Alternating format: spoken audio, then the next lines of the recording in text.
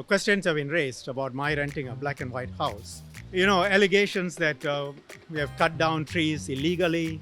The allegations are outrageous.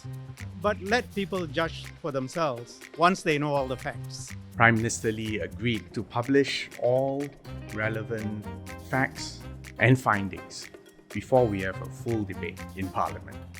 You might have come across the Ridout Road saga in the news or on your social media feed. There have been allegations made by prominent figures and netizens online that the rental costs of such pricey property is beyond what our ministers could afford to pay. But what's the ballpark figure we're talking about here in terms of monthly rent? And more importantly, what constitutes pricey property?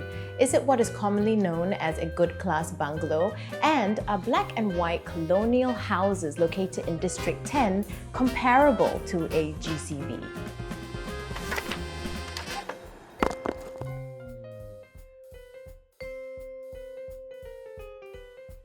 A good class bungalow, also known as a GCB, would cost as much as $128 million, and rentals can go up to $200,000 in the current property market.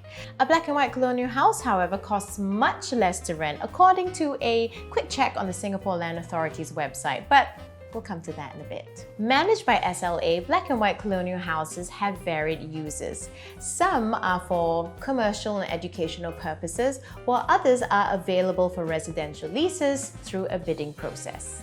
So what's the big fuss all about? Are black and white colonial houses really as good as a GCB? Now, I have experience growing up in a black and white colonial home, and I think I was really too young to understand the value behind these houses, so I'm really excited. Let's find out more. Okay, so looking at the State Property Information online website, I'm able to find a few colonial houses that were recently successfully rented out, and the monthly rental fee ranges from $4,879 for a terrace house to $42,800 for a colonial house. Wow, that's a lot. And these houses, they certainly do look big and luxurious indeed. I mean, they're beautiful, but let's take a look online and see how big exactly this black and white house is. Okay, there we are. Okay, for reference, a basketball court has a land size of 4,700 square feet. So the colonial house is 36,000 square feet, and that is actually the size of almost 8 basketball courts. I would love to live in a house that size. Okay, so I've got all the information and facts that I need. I'm going to meet with a realtor to get first-hand knowledge and learn if the size of the land would determine the rental prices. And if so, would a similar sized colonial house cost as much to rent as a GCB?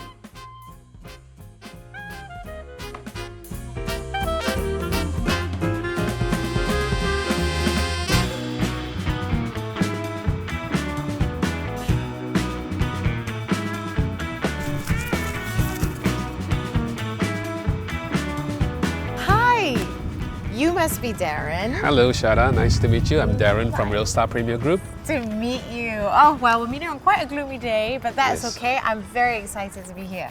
Oh, let me show you the house. Yes, please. Thank you. Come on. Gonna take me on a tour.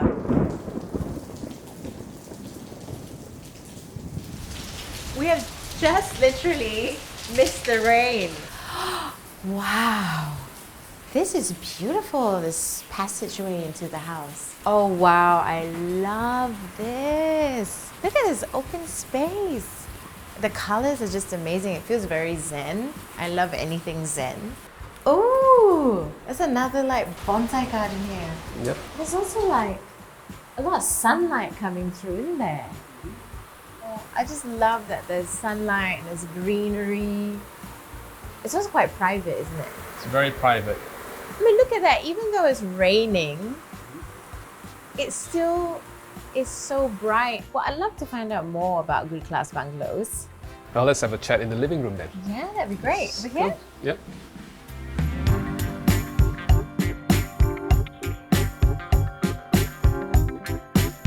it's so good to be in a good class bungalow. You know, I think I've only been in very few of these, what feels like a very luxurious space. You know, I'm really interested, what actually constitutes a good class bungalow? There are two main categories to be classified as a good class bungalow. Firstly, it is the location. There are only 39 gazetted areas that you have to be in to be considered a good class bungalow. 39? 39 only. Of the whole of Singapore? Whole of Singapore. And secondly is the size. You know, to be classified as a good class bungalow, the minimum size is 15,000 square feet approximately. And that is about 1,400 square meters. So, okay, I can sort of understand why they would be in such demand, right? But can you tell me why exactly they're so sought after? Because I hear everybody talk about GCBs, right? Well, first of all, they are very rare, okay? And they are really the elite of the luxurious landed properties in Singapore. And with Singapore becoming more and more a financial center, you know, the ultra-rich are coming in. So they're all looking for this luxurious space to live in. So that is why it is pushing it up and up into the property market. I see. So I'm going to ask, what is the typical price range of a GCB? Land price alone is about 2 to 2,005 per square foot. So that will put you in the region of about 30 to 50 million to just buy the plot. How much does it cost to rent? So what's the typical price range of a GCB? You know, when you rent, it is different from when you buy. When you buy, the land appreciates. But when you rent, at the end of the month, the rental is consumed, right? So it's really what you get that is important. So the most ordinary GCB, it could be 30 to 50,000 a month. And then the renovated ones are 50 to 100. And the very new ones are very well renovated in good locations, above 100,000. Up to, in today's market, 200, 250,000 a month. So what factors determine the price range of a GCB? The location, plot size, as well as the condition of the house that is sitting on the plot of land. So it really depends on which house and on which location. Right. So do you have any tips or advice for anyone out there that, you know, might want to invest or buy a good class bungalow? Okay, well, that depends on whether they're buying the good class bungalow for their own stay or if they're buying for investment. If they're buying for their own stay, it doesn't really matter where they buy, because as long as you buy a piece of land that you like, it can be further away and then you can buy it at a good value and then build something that's really nice for your family or for the next 3 generations. But if you're buying for investment, definitely the location is very important. What I've really learned is that it's very, very rare. Good class bungalows can only be built in certain gazetted areas and they can only be owned by Singaporeans. That's right. So if there's so many beautiful GCBs, why are people still leasing black and white colonial homes? Well, let's go and take a look at a black and white colonial home and see for ourselves. Yeah, I would love to do that. Let's go. Okay, thank you.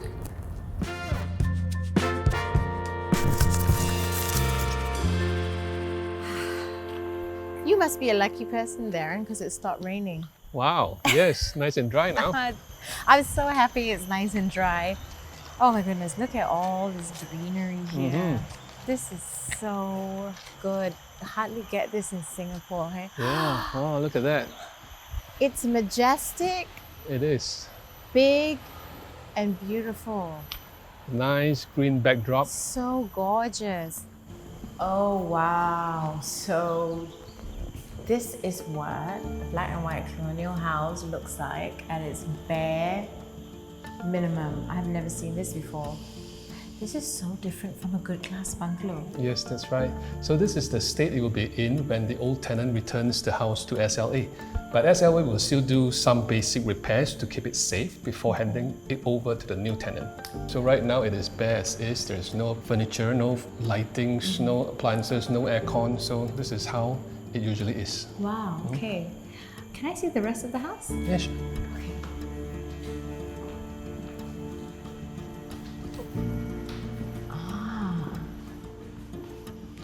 This could be the dining hall when they were living here.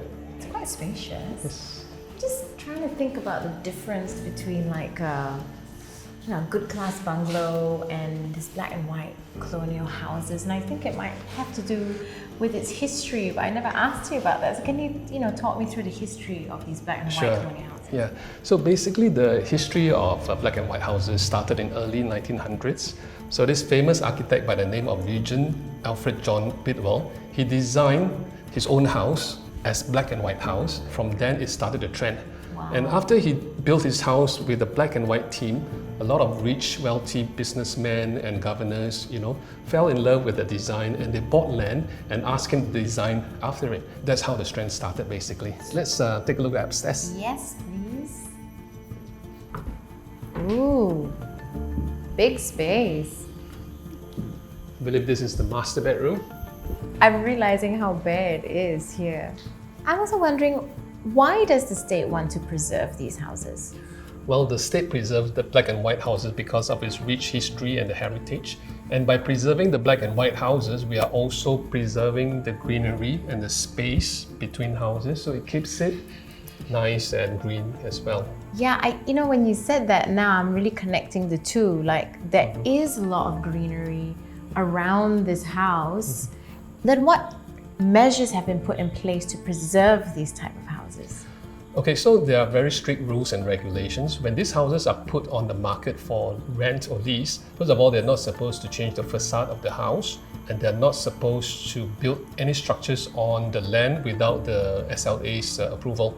Yeah, and upon return to the SLA, they have to reinstate the house. Before SLA hands over, they will make it safe. So they will make some basic repairs and whitewash the house so that it is safe. But it is going to be bare, so there's no bells and whistles. You have to put in all the luxuries yourself. I see. Okay, so we really are talking quite naked bare. That's right. But what I love is this greenery out here on that balcony. It's beautiful. I would love to wake up to just greenery like this every morning. Definitely. It's so peaceful here. So peaceful. So much. I mean, this is a huge garden. Thank you for such a lovely tour, Darren. Very welcome. Actually, I'd like to find out more about the leasing process. Okay, let's go and meet the current tenant of a black and white colonial house. Yes, please. Come this way. Thank you, thank you. Wow, this is amazing. Oh, Very nice plot, yeah. It's so nice. I love how this house has been done up. Hey, Changwen, how are you? Hi, good. Welcome. This is Shada. Shada, it's Hi, Changwen. Changwen. Hi. Hi. Oh my God, you have an amazing house. Thank you. Gosh, and who are these fellas? Come say hello. Hello. Hello. Oh, they're so polite. I made some tea, shall we? Yes, please. Thank you. Yes. Come. Come on. Anyways, Are they joining us for tea?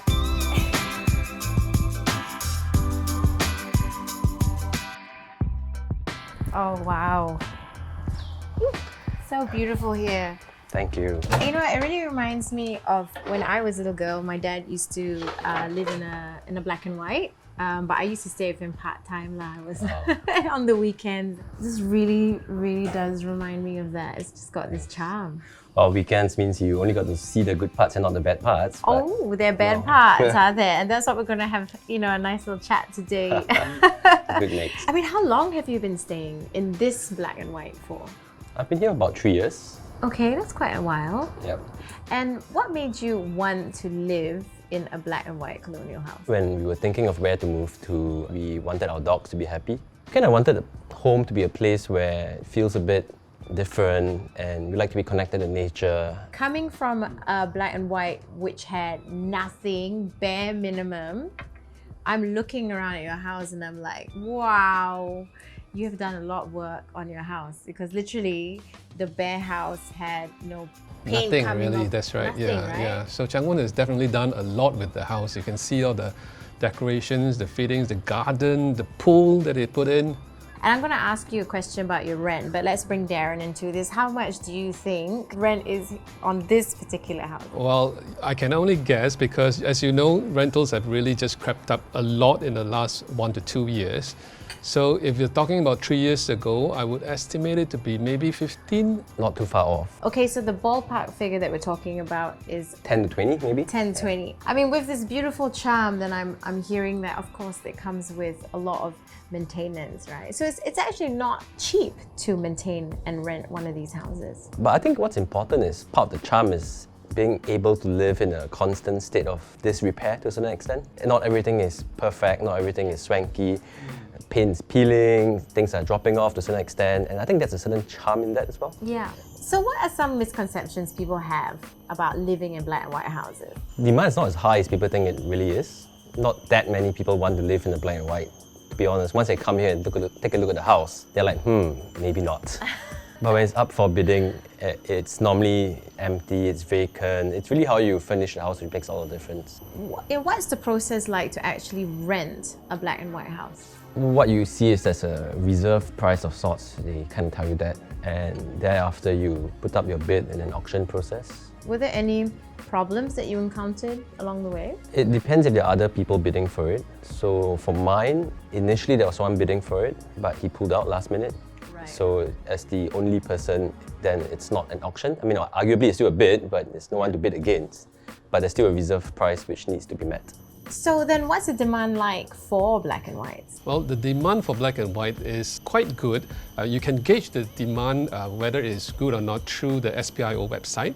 The number of bids will determine how many people were interested in the property and bidded for it. So the more the number of bids, of course, that shows that that particular property is good in demand. So then what's the demand like for a good class bungalow then? Well, I must say the Good Class Bungalows, the demand has improved over the last 1 to 2 years. I have to also add that the people looking for GCBs, the regular modern GCBs, are quite different from the people who are happy to rent a black and white because of different preferences. What are some of the do's and don'ts when it comes to renting and living in a colonial house?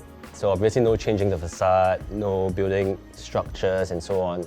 So you cannot use the garden space. You can't use a garden space? You look at it, admire it, you try to keep it green and not overgrown, but you can't really build anything on it. You can put chairs and tables, just no permanent structures. So those are things you cannot do. I think what you have to do is you have to upkeep the place, which can be rather expensive. So pest control, your landscaping, gardening, so you have to do all that. Right, so those are the do's. Those are the do's. Which are just as fun as the don'ts.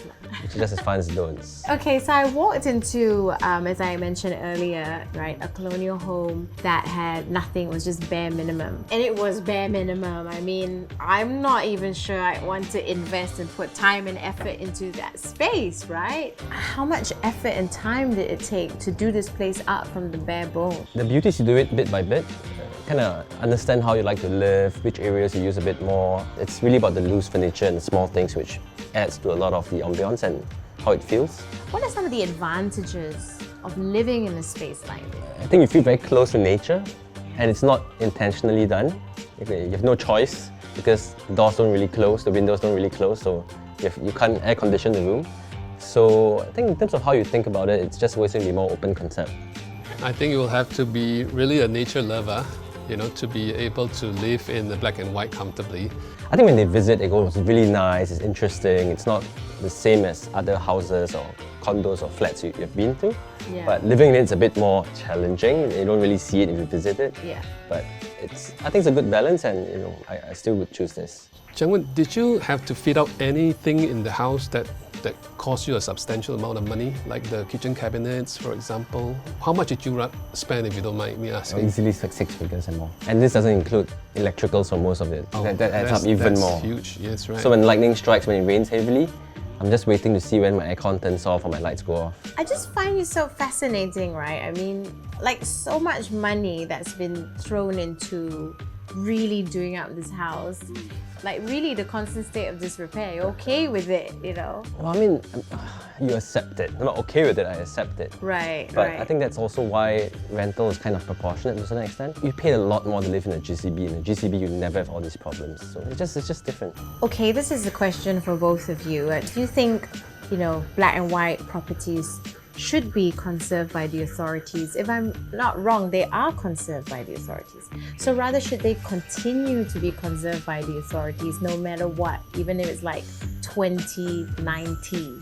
Well, I mean, we are long dead, but heritage is forever. I think it's a waste if we give up a part of what we used to be and a large part of our history. I think it would be a waste if we do not conserve a lot of the black and white or colonial time properties. Singapore is a garden city, right? I mean, if we were to give it up, means we're going to sell the land and we're going to build high-rise. I don't think we want to have too much high-rise. So I think it's good to have the green space in between, you know, high-rise buildings and all that. In a way, it's almost like as if these black and whites provide a mini green lung wherever they happen to be. Because I'm looking around, I can hear the cicadas. Can you hear the cicadas? Definitely, they're all around. And I don't hear that when I'm in the city. And I think you're absolutely right that if the government stops preserving these heritage buildings one day, it's just going to be replaced by another high-rise, and then our history will go. It's interesting, right? I mean, on one hand, you appreciate the nature, the openness, but you realize that a lot of things you've taken for granted, and these are the compromises you have to accept. I never thought I would appreciate a working toilet bowl, but yes, it's highly appreciated. Oh man! So are you planning to stay on and continue to lease, or are you planning to move out? And what are the key factors behind the decision that you make? I am planning to continue living here. I think it's a compromise I'm willing to trade for. People keep comparing black and whites to GCBs. I think that's just not accurate. It's not the same. I think a lot of these houses, especially the ones with KTV rooms and so on inside, those houses are great at keeping the outdoors out and keeping everything within. It's a completely different philosophy here because now you're inviting everything out in because what's inside the house is small. The modern GCBs are like the prize thoroughbred racehorses. They have all the modern luxuries, state-of-art design, famous architects. Whereas the black and whites, they are like the zebra, you know, black, white, near to the nature, protected, conserved. Two different animals we're comparing, so it's two different things. Right. And you know, learning about both of them has been very compelling because both of them have their charm, both of them are unique in their own way. Changwen, thank you so much for talking to me and sharing insights into what it's like to rent and live and really be in a black and white house. I just love the constant state of disrepair. I love all the philosophies we've talked about today, and you know, I had such a great time. Thank you so much for that. Always welcome.